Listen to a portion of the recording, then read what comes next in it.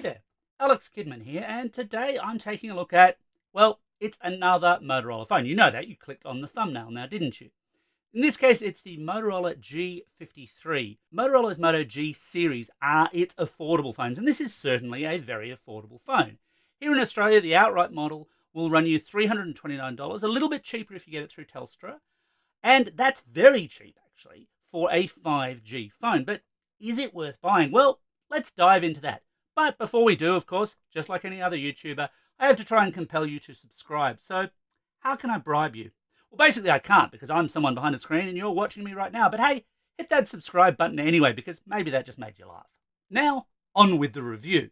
So let's have a look at the design. Now, Motorola's definitely got its own design language for its phones, and this pretty much follows it to a T. There's obviously only so much you can actually do in design terms with a rectangle in a cheap phone, and Motorola's done very little of it, really. In Australia, you get two colour choices, ink blue, which is what this one is, or pale pink. There is an Arctic silver model as well, but we don't see that one down under for whatever reason.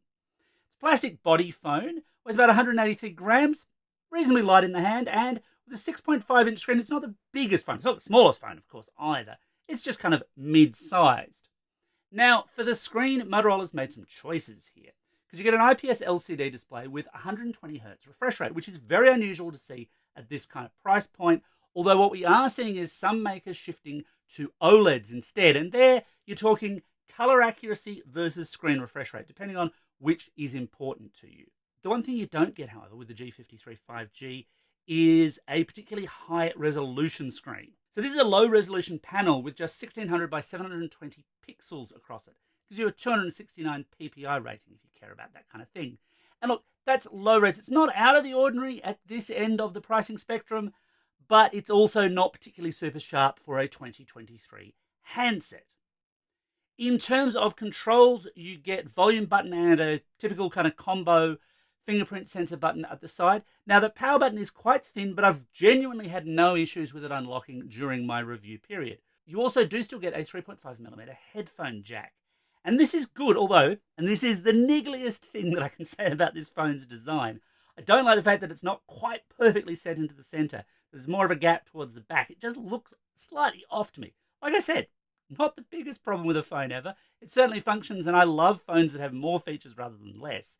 But that particular bit did stick out for me. So on the camera front, look, it's a low-cost phone, and you do have to temper your expectations there.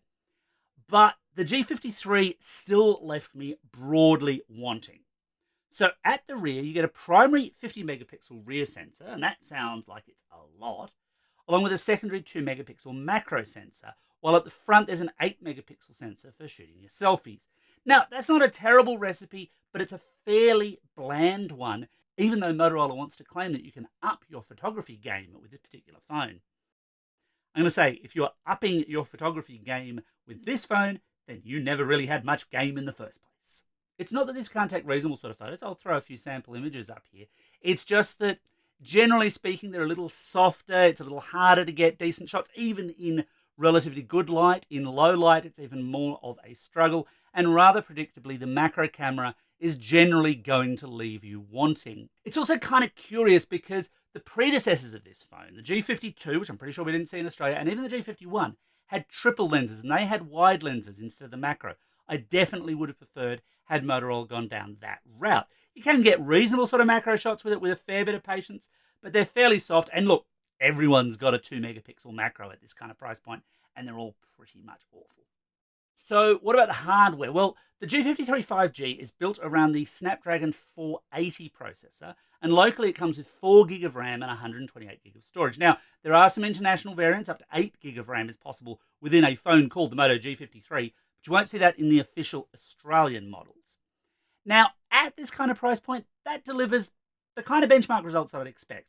Not spectacular, not terrible. This is an everyday working phone, so if you want to use it for your basic web browsing and so on, yeah, it's actually going to be quite pleasant, especially with that 120Hz screen. And I do like, this is an aside, but I do like the fact that you can select 120Hz as a permanent fixed rate. You're not just stuck with an auto where it decides on the fly, although you can also choose that. More choice, again, is always good. You do get the usual assortment of little Motorola tweaks to Android, but this is still a fairly clean Android phone.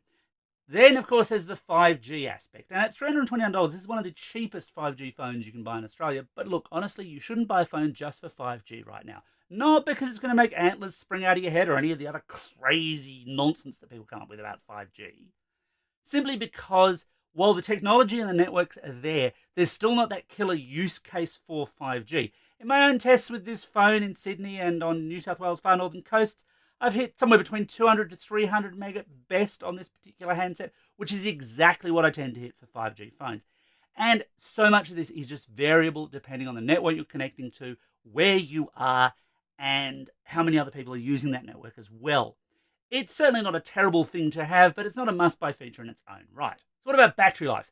So, like so many other Motorola phones, this has a 5,000 milliamp hour battery sealed within its frame, charging via USB-C. Now, charging is kind of slow. It's only 10 watts. There is a supplied charger in the box, which is nice to see. Battery life was a concern for me because of that 120 Hz display, although that can be weighed against, of course, the fact that the Snapdragon 480 is not the fastest processor on the block. So, testing it out in an ad hoc fashion, days usage, yeah, not really a problem. Under most testing scenarios, like any phone, you can run it flat if you really run it hard. Putting it to the test with a 1-hour YouTube video from 100% battery with maximum brightness, saw it lose about 6% of its battery life. Now, that's not a figure that's going to expand out to the whole performance of the phone, of course. But what I look for here is to hit above that 90% mark. Because anything that hits below it, and it's worth noting that the G51 5G did hit below it with much the same specs, anything that hits below it is typically going to struggle to last a day. This didn't hit that problem. Again, this is expected for this range. This is very much a workday phone. This is very much an expected phone. It's fine. It's not crazy good, but it's not crazy bad either. So would I buy one? Well, look, Motorola has a lot of cheap phones. Those Moto G phones are absolutely the bedrock of its phone business here in Australia and in a lot of other markets as well. You do have fancier things like the Think phones and the Razrs and so on, but it's the G series that people buy in large numbers. And look, by and large, this is quite a serviceable phone. It's not supremely exciting, and there are a few trade-offs I wish Motorola had made. I could have done without the macro in favour of a wide lens, for example. Maybe a high-res screen might have been nicer too. But for the price, it's kind of hard to argue with it. So as I mentioned, outright, you can get this for $329 or thereabouts in Australia at the time of recording this video. It's also available through Telstra for $269, and I think that does make it the cheapest 5G phone right now. Now, that Telstra model may be locked to the Telstra network. I can't actually check at the time of recording, and almost certainly will be single SIM only, as so many carrier phones often are. Keep that in mind when you're making your purchasing decision. Anyway, that's my take on the Motorola G53 5G. What do you think? Got any thoughts or comments? Let me know below, and as always, thanks for watching right through to the end, and don't forget to hit like and subscribe.